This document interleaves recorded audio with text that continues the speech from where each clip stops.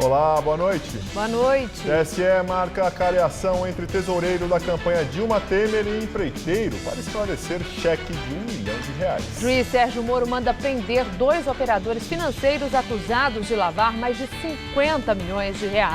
Prefeito de Palmas, no Tocantins, é suspeito em operação da Polícia Federal sobre fraudes em obra rodoviária. O estado do Rio sofre novo bloqueio de contas por dívidas com a União. E o governador admite atraso nos salários dos servidores. Prefeito eleito de São Paulo, João Dória, anuncia mais 8 nomes do futuro secretariado. Donald Trump se reúne com Barack Obama na Casa Branca para iniciar a fase de transição e se declara aberto a conselhos.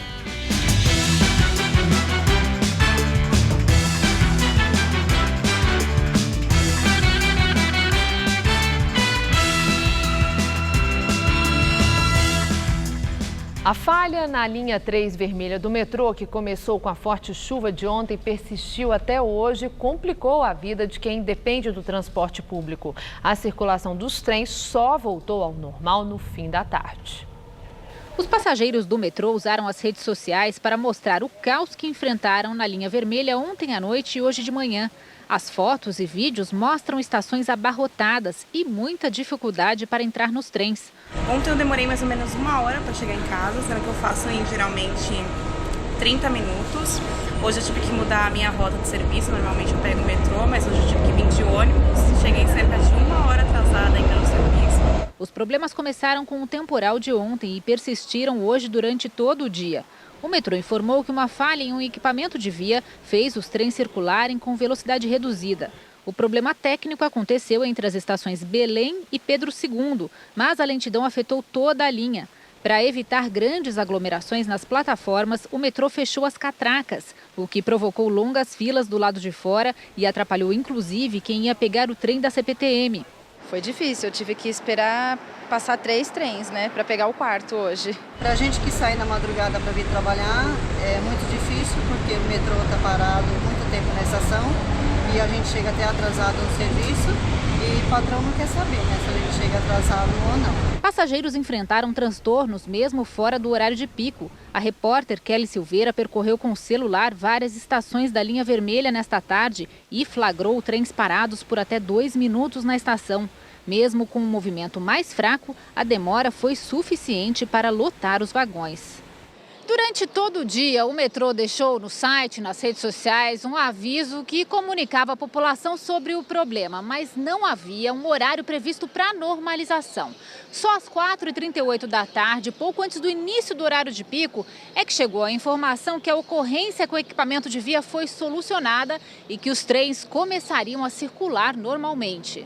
Um pouquinho demorado no começo para pegar o trem, ele demorou mais ou menos uns 5 minutos para chegar na estação, coisa a mais do que ele passa no normal, mas agora à tarde ele já deu uma normalizada.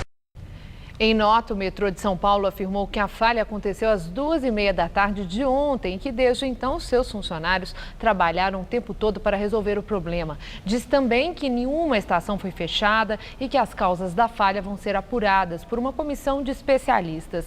O metrô informou ainda que quem não conseguiu manter seus horários devido ao atraso da linha pode acessar o site do metrô e solicitar uma declaração de ocorrência para apresentar como justificativa. IML identifica 4º corpo de jovens encontrados mortos na Grande São Paulo. O grupo desapareceu no dia 21 de outubro, depois de sair de carro da Zona Leste para ir a uma festa em Ribeirão Pires. O corpo de Jonathan Moreira, de 18 anos, foi identificado pela arcada dentária. Agora resta confirmar se o 5º corpo é de Jones Ferreira Januário, que dirigiu o carro onde eles estavam. Os laudos da necrópsia dos corpos identificados e liberados devem ser encaminhados para a Polícia Civil em até 30 dias. Uma das linhas de investigação do caso trabalha com a hipótese de que PMs estejam envolvidos no desaparecimento e execução dos rapazes, uma vez que 4 das vítimas tinham passagem pela polícia. Outra hipótese apura o suposto envolvimento de guardas civis nas mortes por vingança pela morte de um GCM na região onde os jovens moravam. A polícia também trabalha com a possibilidade de que o grupo tenha sido morto por criminosos num suposto acerto de contas. Grupo de Trabalho Perus, formado pela Unifesp, pela Comissão Especial dos Desaparecidos Políticos e pela Secretaria Municipal de Direitos Humanos, teme que falte dinheiro para o projeto de identificação de ossadas encontradas há 26 anos em valas do cemitério. Mudança nas gestões municipal e federal trazem dúvidas sobre a continuidade do trabalho. Legistas, antropólogos, especialistas em genética. No laboratório da Universidade Federal de São Paulo, 10 profissionais trabalham há 2 anos no registro e na análise das ossadas. Os restos mortais de mais de 1.000 pessoas estavam numa vala comum encontrada em 1990 no cemitério Dom Bosco, em Perus, inaugurado durante a ditadura militar. A cova clandestina serviria para esconder entre supostos indigentes vítimas da polícia e do regime, além de dezenas de mortos numa epidemia de meningite, que na época não foi divulgada pelo governo. Os pesquisadores descobriram que pelo menos 5% dos conjuntos de ossos são de crianças e adolescentes. A grande parte, 80%, é de homens jovens, que tinham entre 20 e 40 anos. As fotos na parede do laboratório são das pessoas que os pesquisadores estão à procura. 37 homens e 5 mulheres, militantes políticos que estavam presos ou eram perseguidos e que desapareceram nos primeiros anos da década de 1970, durante a ditadura militar. Exatamente o período em que a vala de Perus recebeu os corpos. Pelas características confrontadas até agora e que incluem marcas de violência e tortura, há a chance de encontrar 11 dos desaparecidos políticos. Onde existem indícios de perfuração de crânio, dos ossos por arma de fogo. Então, são indícios claros, esses outros de armas contundentes, com a possibilidade de indícios claros de pessoas assassinadas ou pela ditadura ou, no caso de esquadrões da morte ou algum tipo de grupos de extermínio. Os peritos se preparam agora para iniciar a fase final do projeto, comparar o DNA dos parentes com o que será extraído das ossadas, trabalho que ainda deve levar 2 anos. Mas o contrato de parte da equipe precisa ser renovado em janeiro e o receio é que a mudança de governo nas esferas federal e municipal interrompa a investigação. O projeto, que custa 3 milhões de reais por ano, é mantido com o dinheiro da Prefeitura de São Paulo e dos Ministérios da Educação e da Justiça. É importante que a gente possa ir até o final dessas análises e dar essa resposta definitiva para os familiares que há 26 anos aguardam por essa resposta, desde que a vala foi aberta em 90. Operação Nosotros da Polícia Federal investiga fraude em licitações para a construção do BRT, o serviço de trânsito rápido de ônibus no Tocantins. A obra está orçada em 260 milhões de reais. Segundo a Polícia Federal, proprietários de terrenos por onde vai passar o BRT sofriam pressão da Prefeitura de Palmas para doar partes de suas propriedades a terceiros ligados ao esquema criminoso. A implantação do sistema BRT valorizaria os imóveis que o grupo tivesse após a obra. As investigações começaram a pedido do Ministério Público Federal, que recebeu denúncias desses proprietários que eram pressionados. Ao todo, foram cumpridos 10 mandados de busca e apreensão e 12 de condução coercitiva no Tocantins, Santa Catarina e no Paraná. Entre os alvos da Operação Nosotros está o prefeito de Palmas, Carlos Amasta, do PSB, e outros integrantes da prefeitura. Na casa de Amasta, foram apreendidos R$180 mil. Pelas redes sociais, ele disse que está na Espanha, negou a participação no esquema e afirmou que, se encontrarem evidências contrárias às suas afirmações, não vai tomar posse no segundo mandato, para o qual foi reeleito. Em Curitiba, houve busca e apreensão no escritório de arquitetura do ex-governador do Paraná, Jaime Lerner. Por meio do Instituto Jaime Lerner, ele também negou participação no esquema. Polícia Federal deflagra nova fase da Operação Lava Jato. Os alvos são 2 operadores acusados de lavar mais de 50 milhões de reais. A Polícia Federal cumpriu 18 mandados judiciais, 16 de busca e apreensão e 2 de prisão preventiva, nos estados do Ceará, Paraná e São Paulo. Esta é a 36ª fase da Lava Jato, intitulada Operação Dragão. O nome faz uma referência aos registros encontrados na contabilidade de um dos investigados, que chamava de Operação Dragão os negócios fechados com recursos ilegais no Brasil, a partir de pagamentos feitos no exterior. Um dos mandados de prisão foi para o empresário e lobista Adir Assad, que já tinha sido condenado na Lava Jato a 9 anos e 10 meses de prisão por lavagem de dinheiro e associação criminosa. Ele foi preso em 2015, na 10ª fase da operação. Assad já estava preso na carceragem da Polícia Federal em Curitiba. No fim do ano passado, o empresário foi para a prisão domiciliar em São Paulo, por uma decisão do Supremo Tribunal Federal. Mas, em agosto deste ano, o juiz Sérgio Moro determinou que ele voltasse à prisão. O outro pedido de prisão preventiva, quando não há prazo determinado, foi para o advogado Rodrigo Tacla Duran, que está no exterior. Segundo o Ministério Público, os dois são importantes operadores financeiros, responsáveis por lavar mais de 50 milhões de reais para empresas investigadas na Operação Lava Jato. Entre elas, as empreiteiras Mendes Júnior, UTC e Odebrecht. Conjunto probatório bastante robusto, que demonstra que essas pessoas atuaram para gerar recursos que depois foram utilizados para o pagamento de propina. Na coletiva de imprensa na Superintendência Regional da Polícia Federal no Paraná, em Curitiba, os investigadores disseram que ficou claro que a dupla participou ativamente e de forma continuada do esquema criminoso envolvendo a Petrobras. As informações foram colhidas com delatores e com a quebra dos sigilos bancário e fiscal de Duran e Assad. Fizeram da lavagem de dinheiro a sua profissão. Atividade criminosa não é profissão. O Estado não pode tolerar que pessoas façam da atividade criminosa a sua profissão.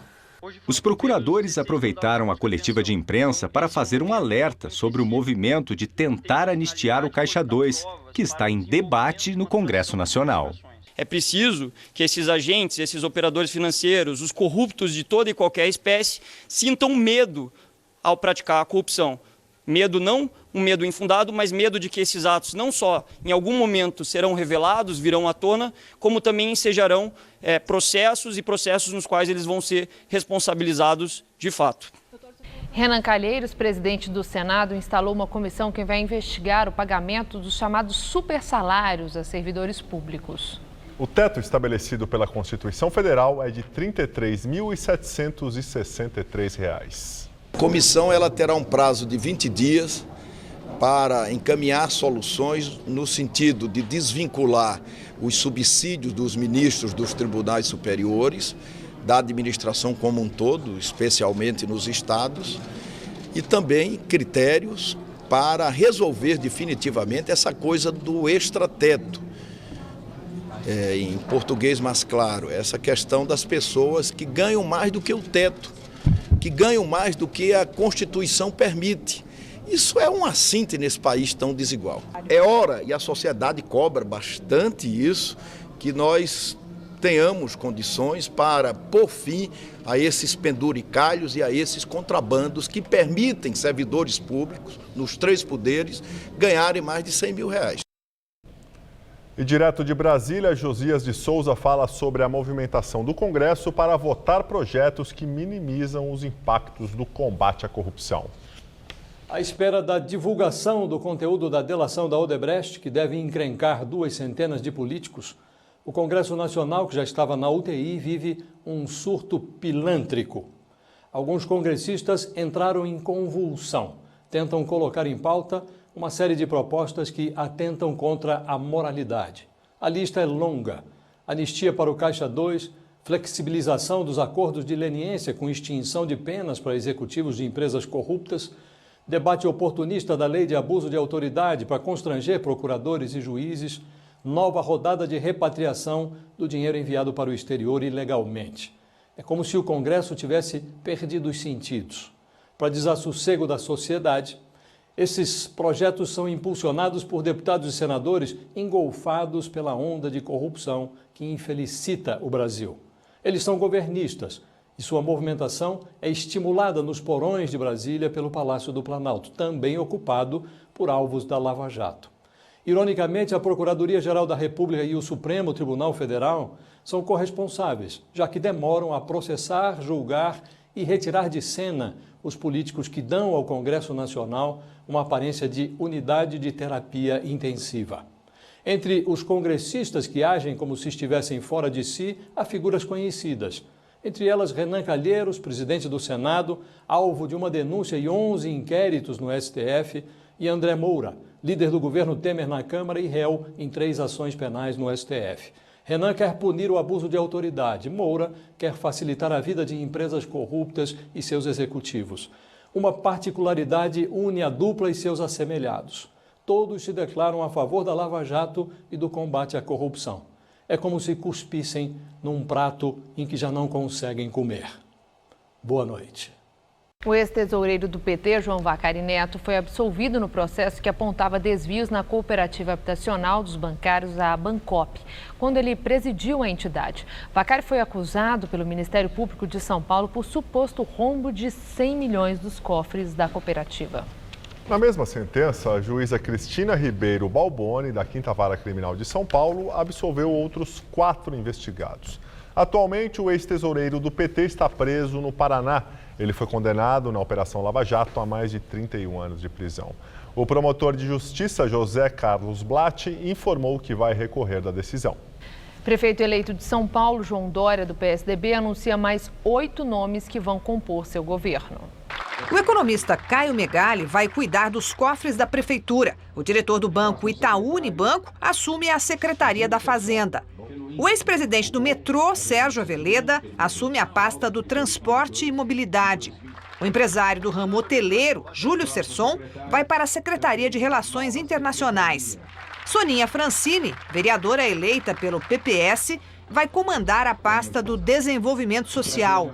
Para o desenvolvimento urbano, foi nomeada a arquiteta Heloísa Proença, que foi indicada por entidades que representam o mercado imobiliário. E na gestão de Celso Pita, foi secretária de Planejamento. Heloísa elogiou o plano diretor aprovado em 2014, mas disse que há necessidade de ajustes. E nem sempre se consegue aplicar conforme a legislação foi pensada. Então, a aplicação concreta é que precisa ser avaliada. O jornalista Fábio Santos, vice-presidente da agência de comunicação Companhia de Notícias, a CDN, uma das maiores do país, vai coordenar a comunicação da prefeitura. A área deixa de ter uma secretaria própria, mas Fábio vai manter o nome do cargo como secretário especial. O prefeito eleito nomeou até agora 12 dos 22 secretários que vão compor a administração. Entre eles, os comandantes das 2 pastas que estão sendo criadas agora. Uma delas, a Secretaria da Desestatização, cuja tarefa será de encolher a máquina pública, concedendo à iniciativa privada a operação de serviços e de equipamentos. Também terá a função de vender patrimônio para fazer caixa. Na lista dos bens que podem ser privatizados estão o AMB, com o Sambódromo, o Centro de Convenções e o de Exposições, e o Autódromo de Interlagos. O engenheiro Wilson Poit, que vai comandar a pasta, foi secretário de Turismo de Fernando Haddad e presidente da agência SP Negócios, criada na gestão petista para firmar parcerias público-privadas e implantar concessões. E com esses recursos, vamos investir na saúde básica, na educação básica e na segurança, para melhorar a qualidade de vida das pessoas. A outra novidade é a Secretaria de Tecnologia e Inovação, que vai ser comandada pelo ex-presidente do Detran e vereador eleito pelo PSDB, Daniel Annemberg. Vamos implantar o poupa-tempo municipal nas prefeituras regionais, vamos trabalhar com as startups. Até o fim do mês, João Dória deve anunciar o restante da equipe, que o prefeito eleito chamou de timaço. Nenhuma área da prefeitura da cidade de São Paulo terá loteamento político. O futuro secretário municipal de transporte, Sérgio Aveleda, foi denunciado pelo Ministério Público Estadual por improbidade administrativa em uma contratação do metrô. A denúncia ainda não foi aceita pela Justiça. E a Justiça Eleitoral julgou improcedente a ação em que o governador Geraldo Alckmin foi acusado de abuso de poder político em benefício do prefeito eleito, João Dória, e de seu vice, Bruno Covas, todos do PSDB. A ação foi movida pelo Ministério Público, o prefeito Fernando Haddad do PT e sua coligação na eleição. Ainda cabe recurso da decisão. Depois de 2 meses de restauração, foi entregue o painel do Monumento à Independência, que fica no Ipiranga, zona sul da capital. A obra custou R$1.100.000. O recurso veio do FUNCAP, o Fundo de Proteção do Patrimônio Cultural, mas a reforma no Parque da Independência parece estar longe do fim. O museu está fechado há 3 anos. O painel é feito de bronze e em alto relevo, tem 16 metros de comprimento e reproduz o quadro Independência ou Morte, do artista Pedro Américo. Houve todo um cuidado na reestruturação metálica dessa obra e na ancoragem dela no monumento.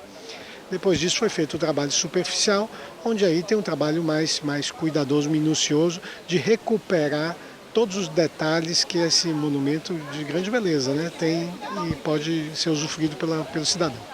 A obra compõe o Monumento à Independência, inaugurado em 1922, em comemoração ao centenário da independência do Brasil. Ele tem uma importância nacional. Dom Pedro, Dona Amélia e Dona Leopoldina estão aqui, os despojos estão aqui, e em qualquer lugar do mundo isso teria uma importância turística e principalmente de valorização da nossa identidade. Os trabalhos foram coordenados pelo francês Antoine Amargé, especialista em restauro de peças em bronze nos museus da Europa. Antoine diz que foi importante participar da restauração de uma obra tão emblemática da história do país. A restauração em função disso.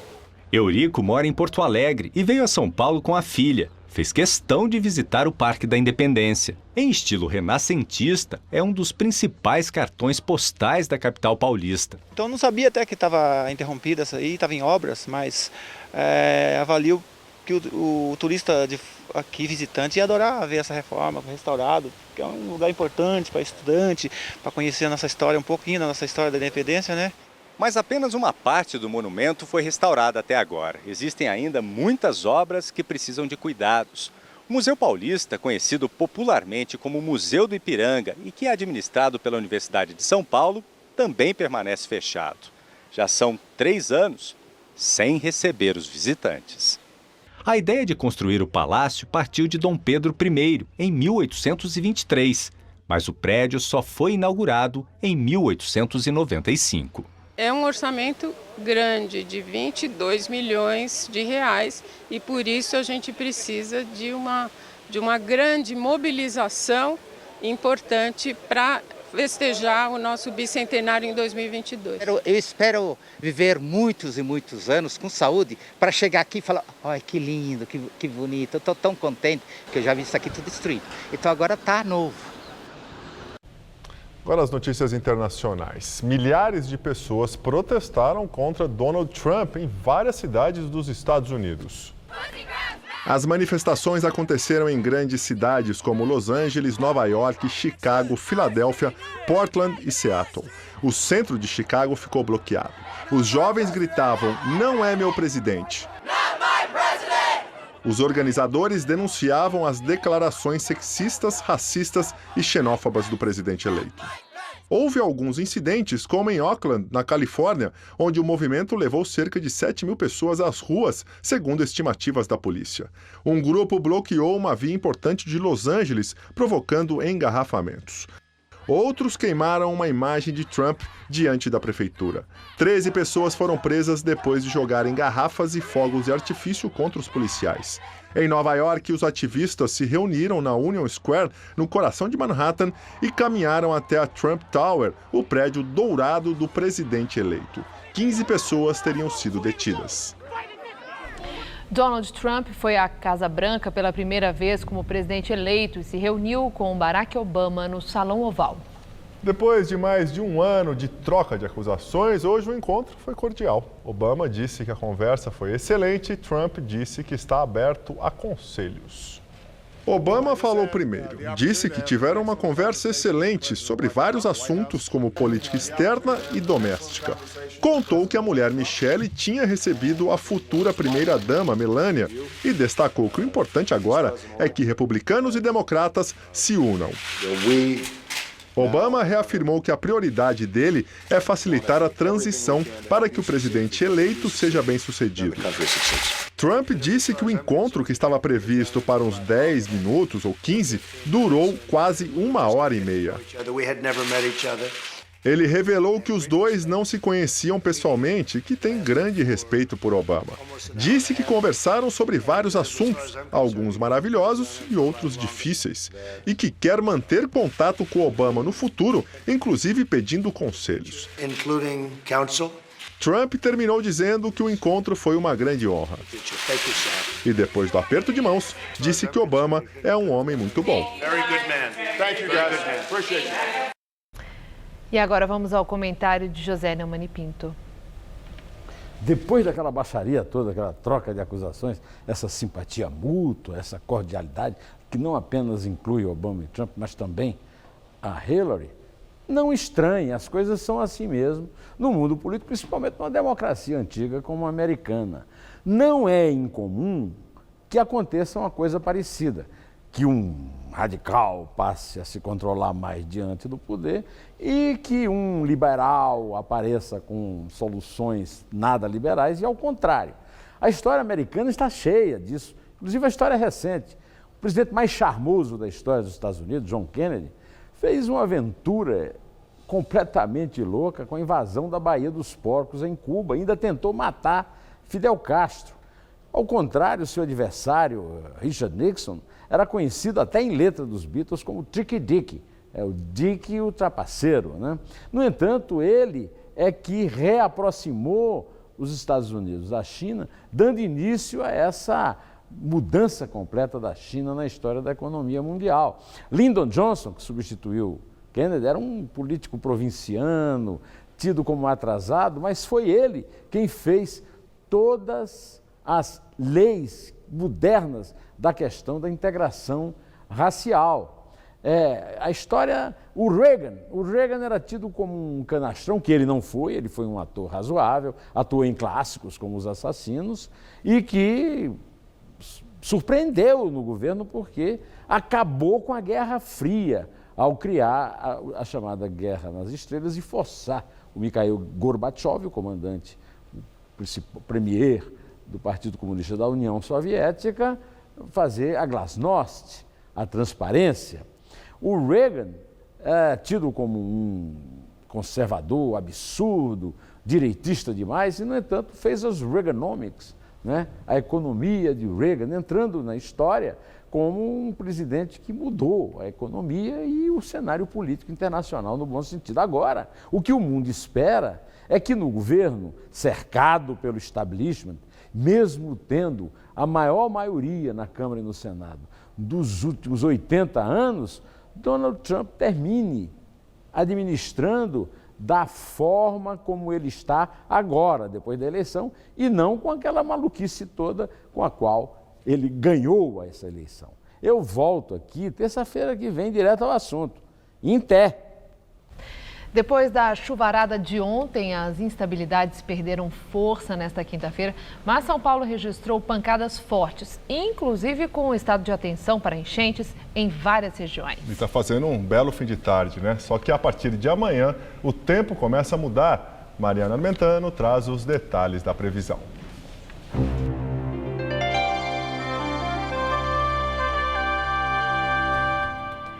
Como uma grande massa de ar quente e úmido continua predominando pelo país, o calor é generalizado. Olha, pelo mapa a gente vê que só não vai chover nessas 3 áreas em amarelo. No centro-sul do Rio Grande do Sul, ali entre o noroeste paulista e o nordeste do Mato Grosso do Sul e entre o Amapá e o interior pernambucano. Em todas as outras áreas, chove principalmente a partir da tarde. Vamos ver agora algumas temperaturas?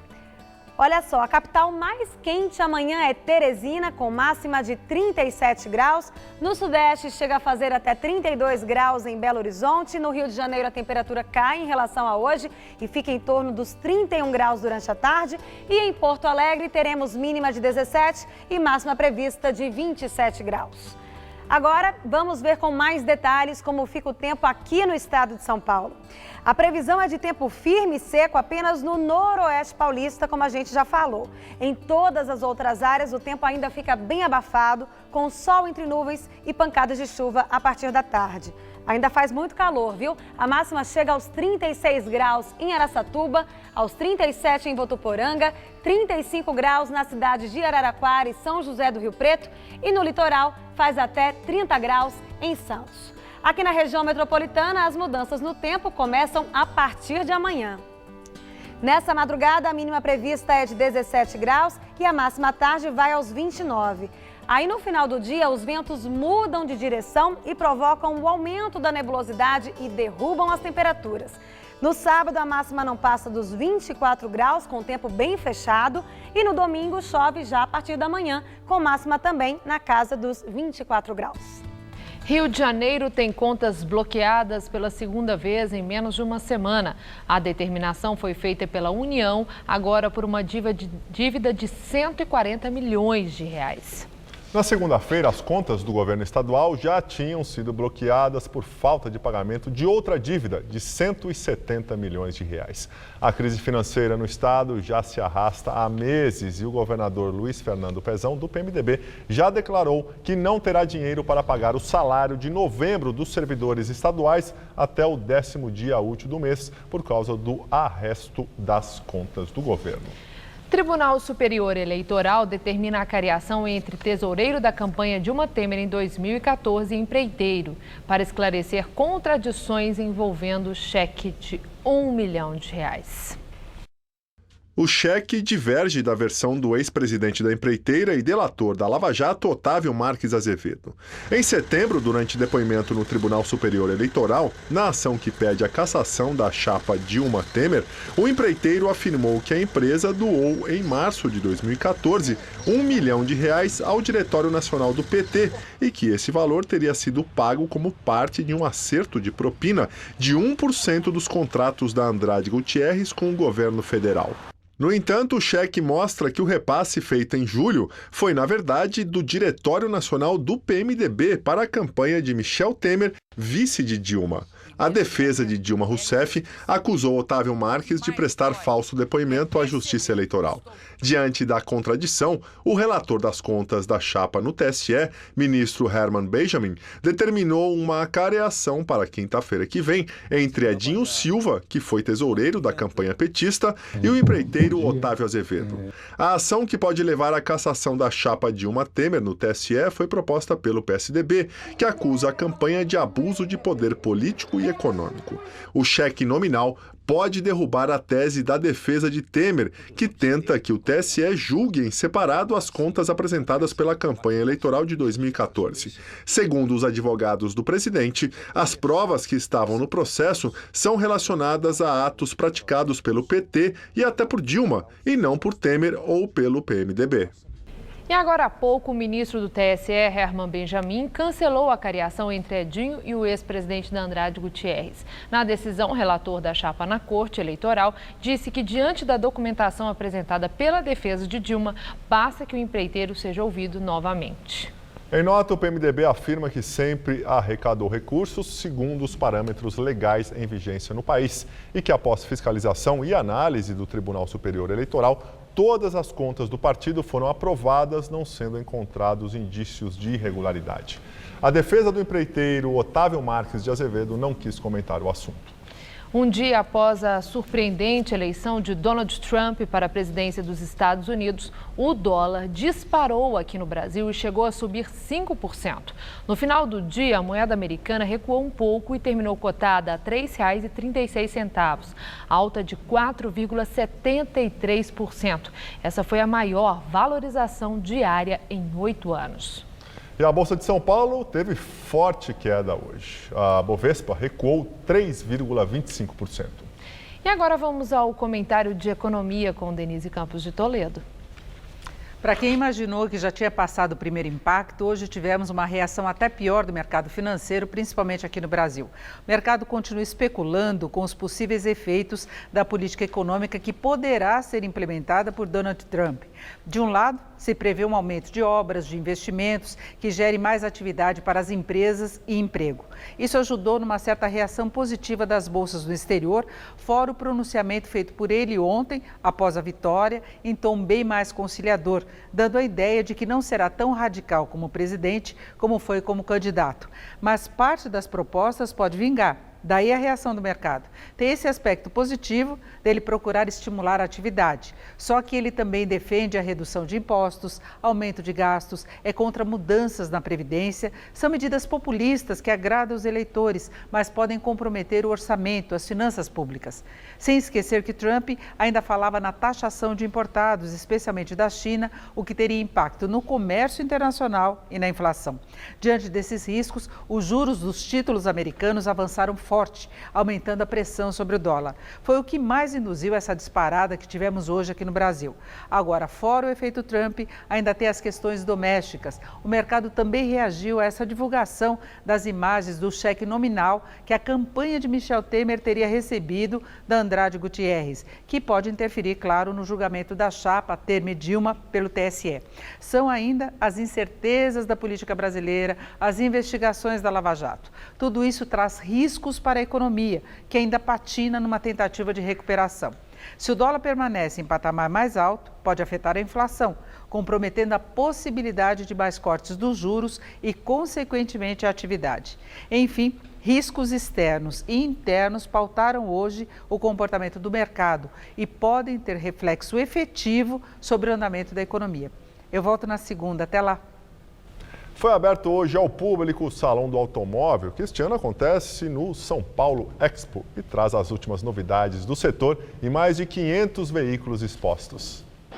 Lembra da boa e velha Kombi? Segundo o fabricante alemão, esta é a releitura futurista dela. Um carro conceito totalmente elétrico, não tem nem maçaneta. Pelo computador, é possível programar aparelhos que estão em casa, como o ar-condicionado, por exemplo. Um negócio meio doido, né? Futuro, né? Futuro. E quantas pessoas cabem aí? Então, parece que são 4, mas como os bancos de trás eles se transformam numa mini sala de reunião, cabe muito mais. A Kombi cabia mais, né? Eu sou da época da Kombi, pô. Isso aí pra mim é novidade, é estranho. Mas é bacana, é gostoso de ver. Sim, tem muita coisa que de tão moderna parece estranha. Esse é um modelo híbrido nacional dividido em camadas. E ali do lado, através da realidade aumentada, o visitante pode até dar uma voltinha virtual. Quem quiser algo mais realístico tem esse conversível que já está no mercado. Ele vai de 0 a 100 km em menos de 4 segundos. O preço, R$1 milhão. R$1 milhão, né? Já sortear um desse.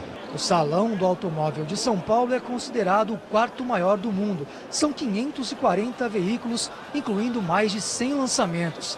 Este fabricante japonês aposta no modelo que vem com uma câmera que permite visualizar a lateral do carro e até o pneu na hora de estacionar.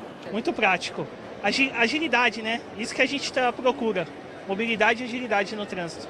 A feira acontece em um momento delicado para a indústria automobilística brasileira. Em outubro, a queda nas vendas para veículos comerciais leves foi de mais de 18% na comparação com outubro do ano passado. No acumulado do ano, a queda é ainda maior, mais de 20%. Mesmo assim, os organizadores da feira estão otimistas.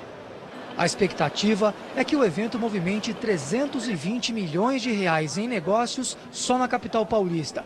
Quem não quiser comprar pode sonhar com uma das 7 máquinas dos sonhos expostas aqui. Ferraris, Maseratis e Lamborghinis que podem passar dos 2,5 milhões de reais. É um sonho, né?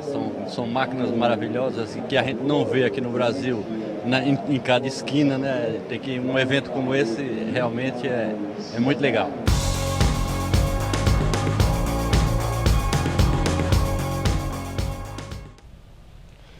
Os ingressos custam entre R$ 70 e R$ 95.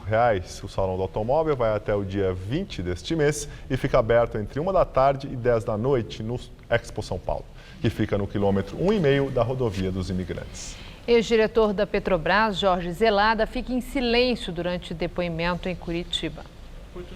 O ex-diretor da área internacional da estatal foi ouvido dentro do processo em que é réu junto com Cláudia Cruz, mulher de Eduardo Cunha. Prefiro ficar em silêncio.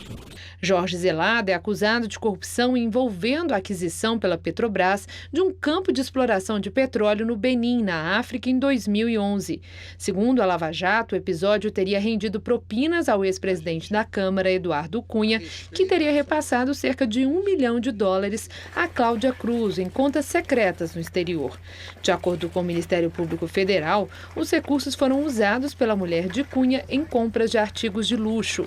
Cláudia Cruz deve ser interrogada pelo juiz Sérgio Moro na próxima segunda-feira na Lava Jato. Jorge Zelada já foi condenado a 12 anos de prisão. Ele está detido no Paraná. Na entrevista do dia com Maria Lídia Flandoli, uma análise sobre a atuação do Supremo Tribunal Federal em tempos de crise política. Entrevisto Rubens Gleiser, professor de Direito Constitucional da Fundação Getúlio Vargas de São Paulo. Obrigada, professor. É um prazer estar aqui. Conosco. Bom, que o Supremo é o órgão máximo do Poder Judiciário, é o guardião da Constituição, é considerado um órgão indispensável para o equilíbrio institucional, não há questionamento. Certo. O que está aí nesses tempos de crise em que o Supremo tem tido muita evidência, muita visibilidade, tem havido muita crítica de que o Supremo está invadindo áreas dos outros poderes e desrespeitando a independência entre os poderes. Eu quero ouvir do professor. Se nós temos indicadores consistentes de que o Supremo esteja indo longe demais, esteja abusando, indo além da sua competência? Acho que a pergunta é muito boa. É engraçado que nós vivemos hoje num sistema em que as pessoas conhecem mais os nomes dos 11 ministros do STF do que os 11 jogadores da seleção brasileira. Eu não sou nenhum expert em futebol, mas tenho essa impressão. E, de um certo modo, se imaginava que a política tinha entrado para o Supremo Tribunal Federal de maneira irreversível. Mas o que acontece é que o Supremo Tribunal Federal ele entrou na política, ele está no centro da política. A política acontece no centro do Supremo Tribunal Federal. E com isso é natural que ele decida cada vez mais sobre questões polêmicas que vão beirar a política, as questões morais, que normalmente se imaginariam que quem deveria decidir são as pessoas que recebem o voto popular. Mas é o Supremo que decide sobre célula-tronco, é o Supremo que vai decidir sobre aborto, é o Supremo que decidiu sobre greve, desaposentação, esse tipo de coisa. E nisso se pergunta, será que, já que eles não são eleitos, eles estão exagerando no poder deles? O poder deles não é simplesmente aplicar a lei, por que eles criam tanto? Esse é um questionamento razoavelmente até antigo, é um problema recorrente com as Supremas Cortes no mundo inteiro. E a questão é a seguinte, nós não podemos imaginar que essa divisão de separação de poderes por caixinhas, tão direitinhas, é que elas existam e que devam ser respeitadas porque elas não existem mais. Nós vivemos num mundo complexo. Qual é o excesso do Supremo? Ele está tomando decisões que acabam retirando os controles que os outros poderes têm sobre eles. Mas a lei é clara sobre os limites da competência do Supremo em referência a essas decisões? Não, de jeito nenhum. E por dois motivos. Em primeiro lugar, porque a lei é vaga. E um segundo motivo, porque o Supremo tem a competência para dizer até onde vai a competência dele.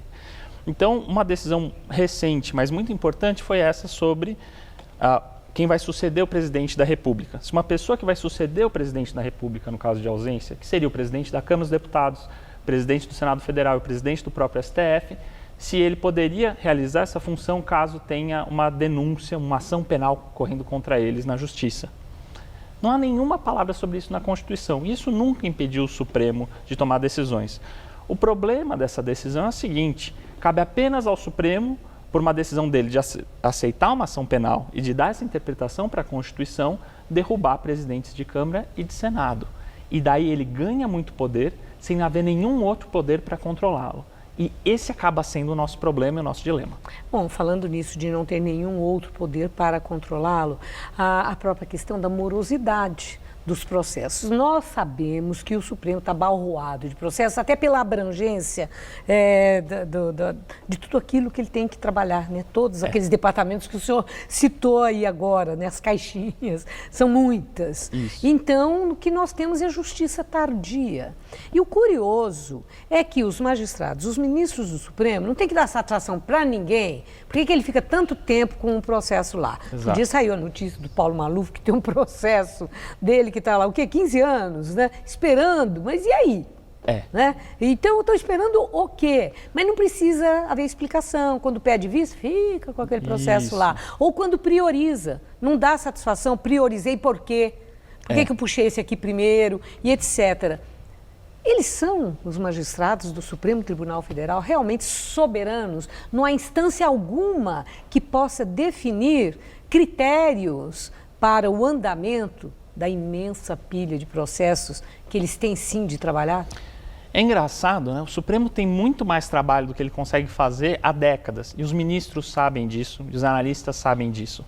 Só que, de certa maneira, eles nunca tomam as medidas necessárias para deixar de tomar essas decisões. Porque na medida em que eles aceitam que eles não precisam mais decidir sobre determinados tipos de processo, eles não podem mais decidir aquelas questões. Então, eles abrem mão de um certo tipo de poder. E aí a gente tem duas questões importantes. Uma é esse controle do tempo e a outra é o foro privilegiado, que no Supremo Tribunal Federal é extremamente problemático porque ele simplesmente não tem estrutura de realizar julgamentos de ação penal naquele nível. E outro problema é o seguinte: o presidente do Supremo Tribunal Federal, que hoje é a ministra Carmen Lúcia, tem total liberdade, num universo de centenas de milhares de ações, de escolher quais vão ser julgadas. Então, desde a sua posse, no último mês, nós temos pautas que eram potencialmente perigosas para o governo, mas que todas vieram muito bem a calhar.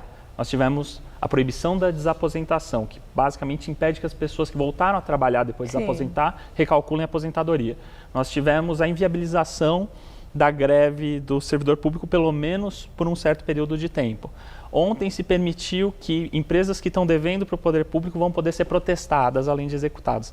3 vitórias gigantes que foram escolhidas pela presidente, sem precisar prestar conta a ninguém. Não há controle. Não há controle. Eu tenho aqui também uma outra questão, a partir daquilo que o senhor falou, das decisões, assim, do aspecto político, das decisões dos 11 magistrados do Supremo Tribunal Federal. Mas tem muita crítica de que, assim, o fato deles serem indicados pelo presidente da República e que poderiam não ter tanta isenção ou independência nas suas decisões, uma espécie de comprometimento, até um agradecimento por empreguinho vitalício, aquela coisa toda. Sim. Então, os magistrados, eles ficam envoltos por uma aura também de desconfiança. Sim. E dentre essas desconfianças, tem se falado muito em ativismo político. As decisões são políticas, sim, afetam toda a sociedade e são fator de mudança social. Até aí há uma compreensão. Mas decisões que sugerem que se penda para um determinado lado, do ponto de vista da política, aí gera a polêmica. Está havendo ativismo político por parte de magistrados do Supremo? Temos evidência disso? Eu acho que existe um problema aí, que é muito correto, foi muito corretamente apontado, que é os ministros podem estar lidando demais com política e a gente não tem mecanismos de controle para lidar com isso, para impedir que eles tomem decisões pensando no seu futuro ou no seu presente. Nós não temos esse tipo de controle bem feito. Isso é um problema. E normalmente se olha então para a nomeação. Poxa, foi nomeado por um presidente. Mas eu não acho que seja o caso, porque o Supremo tem que julgar tanta coisa que imagina que alguém é nomeado para abafar um escândalo de corrupção. Mas dali a 5 anos, porque esse ministro vai ficar décadas, ele tem que julgar uma reforma econômica. Às vezes ele não concorda. É difícil você ter alguém totalmente alinhado com o governo. Imagina o caso do ministro Dias Toffoli. Quer dizer, é injusta, que nos últimos 2 anos... não é injusta, eu acho que... A acusação de que possam estar fazendo ativismo político? Eles podem estar fazendo, mas a solução é outra. Então, o ministro se aposenta e não existe nenhuma proibição para que ele volte para a política. Não existe nenhuma proibição para que ele faça tráfico de influência na própria corte ou na República. A negociação de salários. O Judiciário conseguiu garantir 41% de reajuste no momento da crise fiscal. Essas interações não têm o controle, a gente precisa ajustar nesse momento. Obrigada por seus esclarecimentos, professor. Eu que agradeço, é um prazer enorme estar aqui. Gabriel. Petrobras anuncia prejuízo de mais de 16 bilhões de reais no terceiro trimestre. A empresa atribui o resultado ruim a uma série de fatores, como a variação do preço do petróleo e despesas maiores que as previstas com o programa de demissão voluntária. No segundo trimestre, a empresa tinha registrado lucro, mas no acumulado total, a estatal já acumula prejuízos de 17 bilhões de reais. E veja a seguir, Brasil e Argentina se enfrentam hoje pelas eliminatórias. Será o primeiro jogo da seleção brasileira no Mineirão, depois do vexame na Copa e o primeiro clássico de Tite. Se quiser dicas de Nova York, eu posso dar várias. Mas no Brasil, a minha dica é: tenha uma conta no Bradesco Prime, o meu banco. Porque lá eu tenho atendimento personalizado, consultoria de investimento e, é claro, serviços internacionais. Porque uma hora eu posso estar em um lugar. Logo depois, em outro. Bradesco Prime. Viver é Prime. Quem tem paixão por comunicação sabe muito bem qual faculdade escolher. Aquela que prioriza a formação ética e humanística, sem deixar de lado vivência e experiência. Porque não basta estar preparado para o mercado. É preciso estar pronto para a vida. Se você quer se formar e transformar o mundo, faça Casper Libero. Vestibular 2017. Inscrições abertas. Faculdade Casper Libero. Paixão por comunicação. Vem aí o 13º Troféu Mesa Redonda. Troféu Mesa Redonda. Oferecimento Lux Color. Tudo que é muito bom é tão bom quanto pintar com Lux Color. Baltec, super manta líquida impermeabilizante. A outra, maravilha de cerveja. Hoje no Todo Seu, Esther Rocha conta as novidades dos famosos. Na gastronomia, um delicioso jantar francês. E tem ainda um bate-papo sobre o câmbio. Todo Seu, hoje, 10h30 da noite.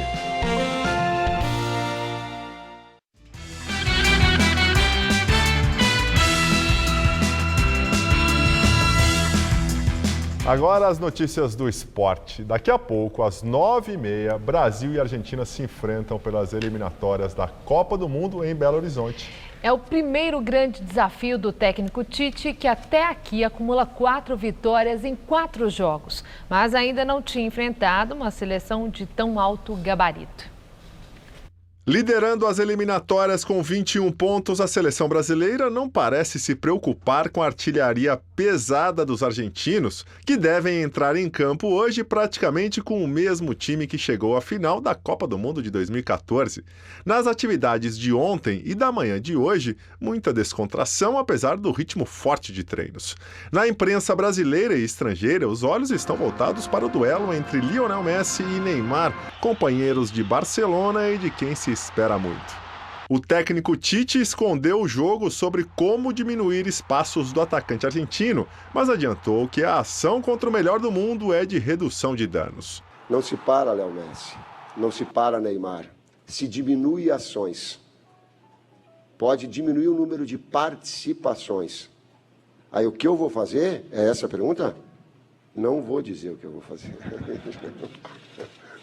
Tite falou sobre a rivalidade entre Brasil e Argentina e disse que não se assusta com a volta da seleção ao Mineirão depois daquele desastroso 7-1 contra a Alemanha na Copa de 2014. Tem uma pressão que ela é muito maior, que eu sinto, que os atletas sentem, que é representar o Brasil pentacampeão. Então, por si só, essa grandeza ela é muito maior do que um fato que ele está aí, ele é inquestionável, como foi de 50, como foi de outras vitórias. Faz parte da história. Uma novidade para hoje é que o capitão Daniel Alves vai entrar em campo com a camisa número 4, em homenagem ao falecido Carlos Alberto Torres, líder da seleção campeã da Copa de 1970. Neymar exibiu uma nova tatuagem nos treinos que lembra a conquista da inédita medalha de ouro pelo Brasil nos Jogos Olímpicos do Rio.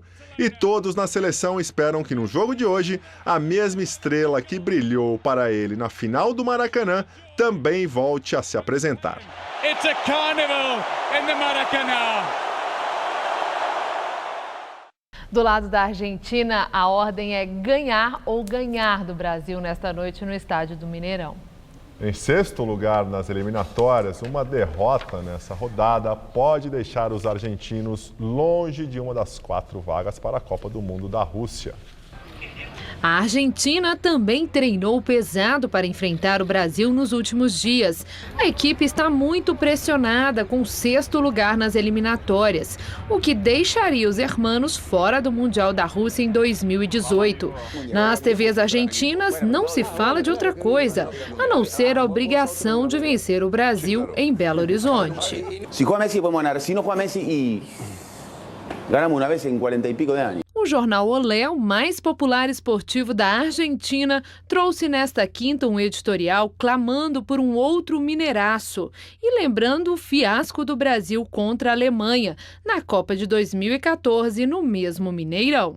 Dentro de campo, o técnico da seleção argentina, Edgardo Bauza, comandou o treino com elenco completo e não fez mistérios sobre a escalação do time, que deve contar com quase toda a equipe que veio ao Mundial do Brasil e perdeu a final para a Alemanha de 1-0.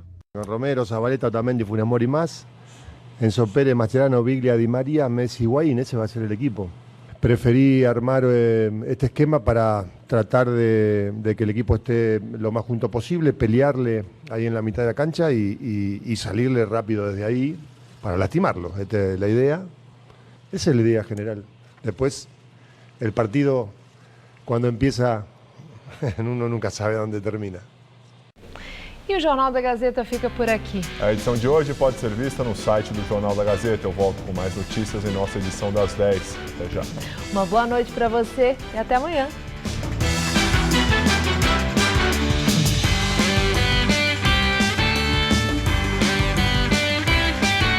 Faça uma viagem pela gastronomia francesa no Todo Seu. Logo mais, 10h30 da noite.